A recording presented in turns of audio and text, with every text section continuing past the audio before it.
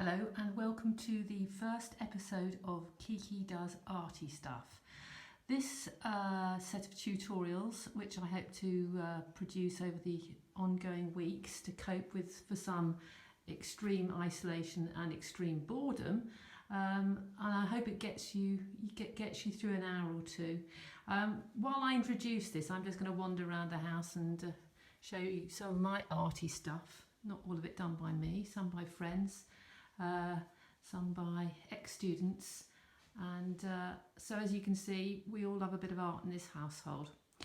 So for the first project, I thought, since supplies are short and maybe you can't get a hold of any specific art supplies at the moment, so what have we got lying around the house? Well, lots of old magazines in my case, and so the project is based on collaging. So what you're going to need for this collage is an image, and so what I've chosen here, you see my beautifully set up tripod style thing. I'm just going to put the camera down there. I had a photograph from a billboard and I just put that, I photocopied it or printed it, blew it up. The thing about this collage is, if you've got a big image, it's just easier to put the collage together. If the image is too small, it's all too fiddly and too intense. So what you need is your printout. Now, these printouts can be from magazines.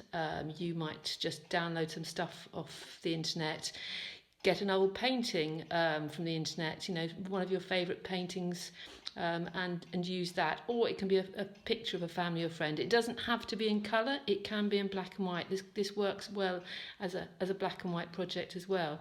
The next thing you need is magazines. Magazines, because we're in France, it's a French magazine. And as you can see, all the pages got plenty of colour on them, which is what we're going to need.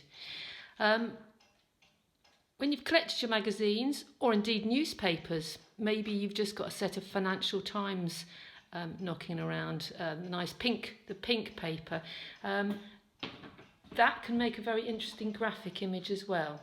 So the next thing you need is, when you've looked at your image, start collecting the paper.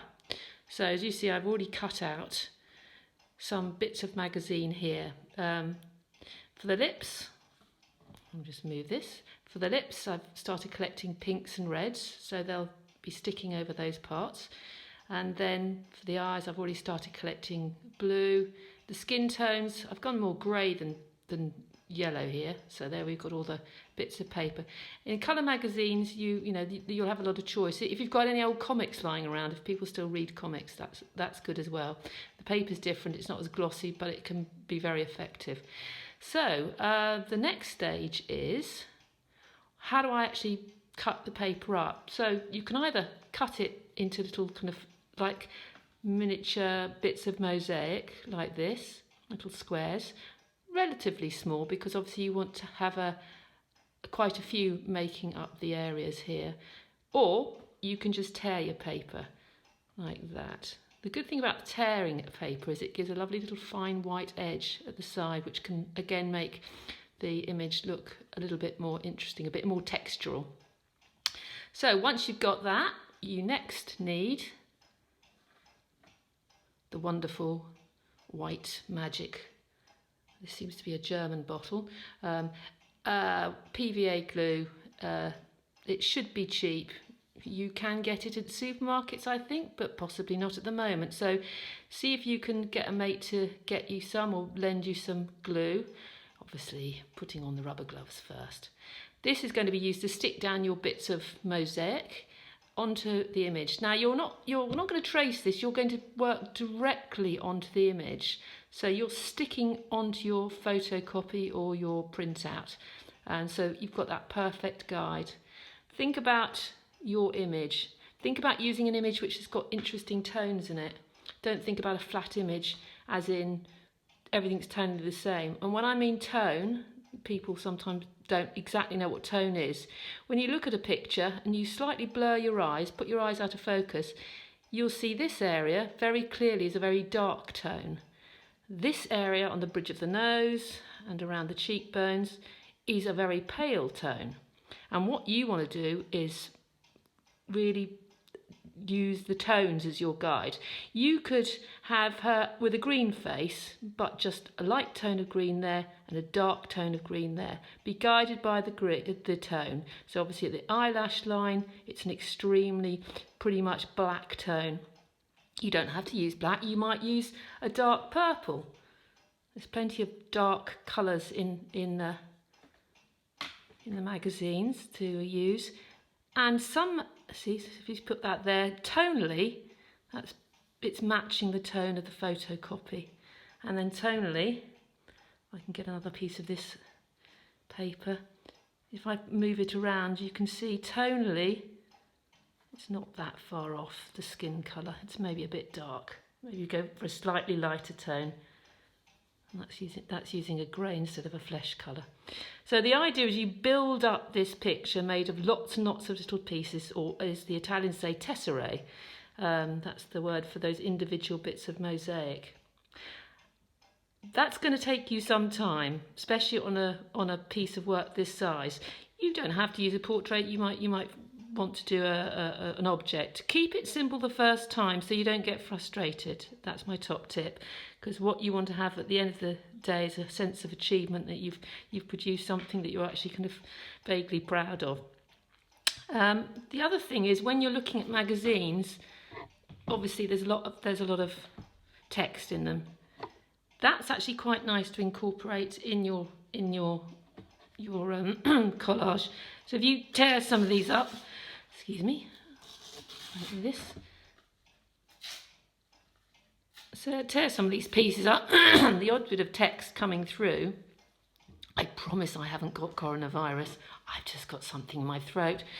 Some bits of text are actually kind of quite lovely coming through, especially if it's an area where it doesn't matter so much if you've got type. So you can, create an edge with some type maybe.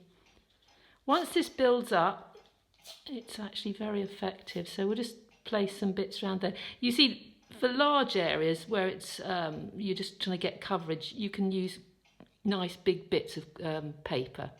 For the smaller, finer areas, you're obviously going to do a smaller piece of cutting.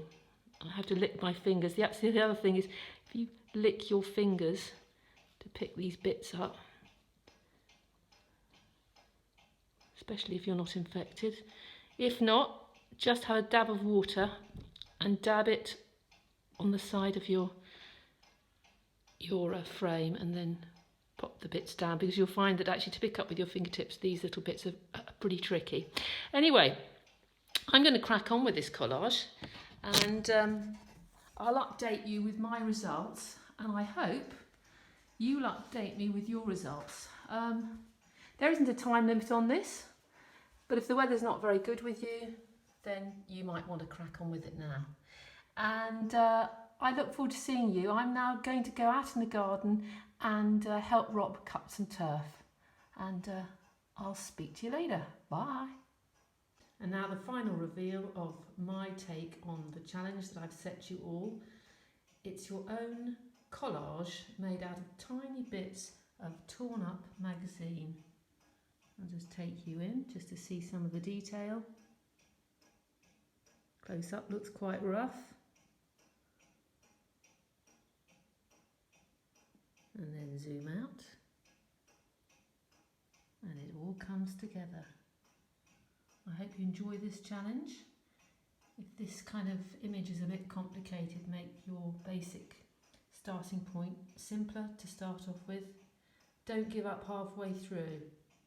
It's worth the perseverance, and I hope you enjoy this challenge.